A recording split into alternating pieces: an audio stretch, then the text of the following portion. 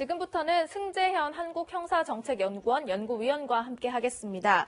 승 위원님, 이른바 지금 한강 시신 사건 많은 사람들한테 충격을 줬던 사건이잖아요. 그렇죠. 예, 맞습니다.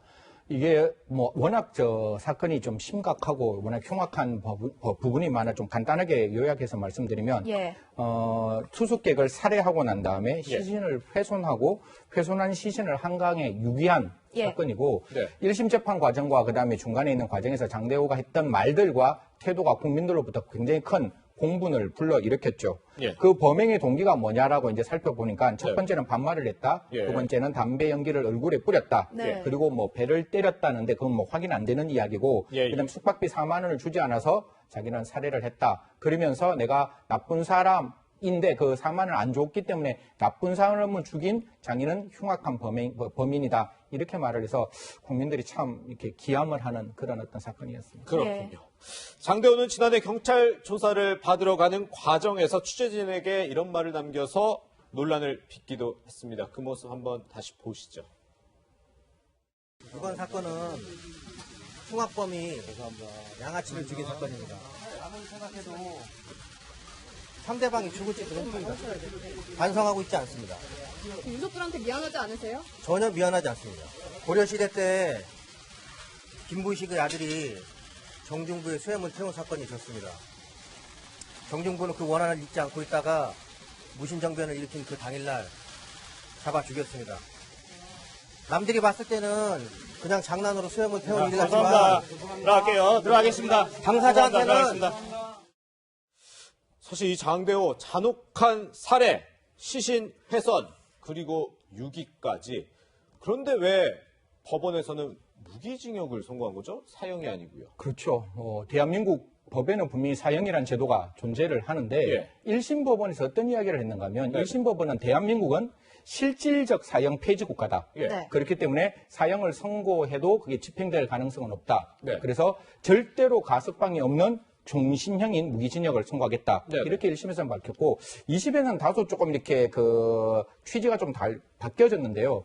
사형을 선고를 하려면 생명을 박탈할 정도의 특별한 사정이 있어야 되고 누구라도 인정할 만한 객관적인 사정이 있어야 사형을 선고할 수 있는데 그러한 어떤 사정이 보이지 않는다라고 이야기를 하면서 사실 대법원에서는 이런 경우에 있어서 검사도 이제 상고를 했고 검사는 사형을 좀 부과해 주세요라고 이야기했고 장대호 측은 무기징역이 너무 많으니까 감경해 주세요라고 이야기를 했는데 대법원에서 지금 나와 있는 판결문을 제가 오기 전까지 한번 확인해 보려고 많은 노력을 기울였으나 그 내용이 안 나와 있고 대법원에서 나와 있는 내용은 적어도 장대호가 무기징역형을 받는 것은 양형으로 부당하지 않다. 인간에 대한 존엄에 대한 침해가 분명히 존재했기 때문에 무기징역형보다 내려갈 수는 없다. 이렇게 밝혔습니다. 네.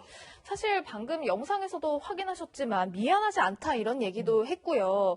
본인의 범죄를 이후에 여론몰이를 통해서 편지를 보낸다거나 하는 과정에서 합리화시키는 모습을 보였거든요. 일종의 사이코패스가 아니냐 이런 의문이 드는 부분이에요. 사실 제일 제가 걱정했던 게 사실 법원에서는 가석방 없는 무기징역형을 선고했지만 이게 1심 법원이 나중에 선고했는 게 뒤에 어떻게 바뀔지를 모르고 사실 저 정도의 사이코패스라면 그게 확실하다면 그 중간에 가석방돼서 나왔을 때 대한민국의 국민들의 안전과 생명은 누가 담보할 것이냐 4만 원을 내지 않았다는 이유로 저렇게 차마 방송에서 말할 수 없는 정도의 흉악한 어떤 행위를 통해서 그런 어떤 사체를 한강에 버렸다면 그 부분이 되게 조심스러웠어요. 그런데 중간에 있는 내용을 보면 또 어떻게 보면 장대호가 굉장히 그와 반대되는 어떤 행동을 보였거든요. 자수했으니까 감경해달라. 무기징역인데 이게 무기징역이 너무 높으니까 감경해달라. 그러면서 반성문도 쓰고 또 어떤 이야기까지 했는가 하면 내가 피해자도 나쁜 사람이지만 내가 더 나쁜 사람이다. 라고 이야기도 하고 손해배상 청구를 하면 적극적으로 손해배상 청구를 하겠다. 이런 또 말을 했는 걸 보면 결국 장대호도 바깥에 보였을 때는 국민들한테 저렇게 공분을 불러일으키는 어떻게 보면 좀 이렇게 쇼잉이라 그러죠. 자기의 어떤 과실을 나타냈지만 결국 그 구치소 단계, 지금 아직 이제 확정됐으니까 이제 교도소로 넘어갈 건데 그 단계에서는 굉장히 자기 생명에 대한 연민, 자기 생명을 보호하고 싶었던 사람이 아니냐 이런 생각을 하게 됩니다. 어쨌든 첫 재판에서는 이 장대호가 난 사형도 괜찮다 이런 얘기까지도 했었단 말이죠.